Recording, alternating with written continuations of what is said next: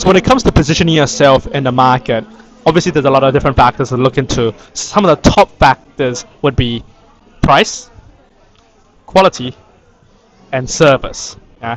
Now, obviously, it depends if you're actually a company that's selling a product or a service. If you're selling a service, then obviously quality would correlate or be tied into service a lot more. So we'll use a product-based company as an example. So to figure out how likely you're going to succeed in the market, you can apply something called a VPM, which is a value proposition metric, right? So it's very simple. You take all three of these and you rate yourself out of 5 or out of 10. It's completely up to you, right? So we're going to go out of 10. So say, for example, your particular quality of your product, out of 10 amongst your competitors, how high are you? Yeah. So let's say, for example, that the quality of your product is 8 out of 10. Really quite decent, right? At the top end of town. Okay.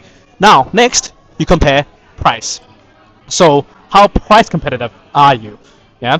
Now, you may say, okay, actually, my product is actually quite highly priced, right? So not that competitive. So I'm gonna give myself a 2 out of 10. Okay. All right. And then that makes 8 out of 10, 2 out of 10. So that's 10 out of 20. And then you have service. So what's the value of your service? Do you have good service? Pre-sales, after sales, right? Warranty.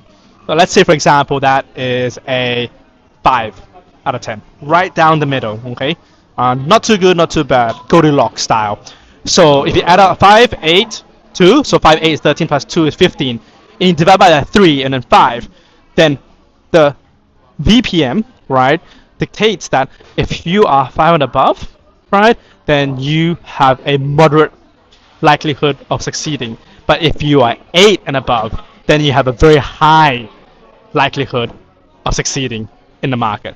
Because it all comes down to balance, harmony, and yin and yang, right? Like you can have the best product in the world, but if your price is 10 times greater, right?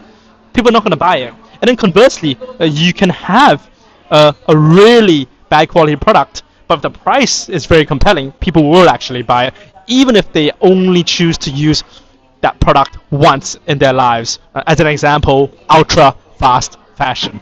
So apply that VPM traffic metric, value proposition metric to your business.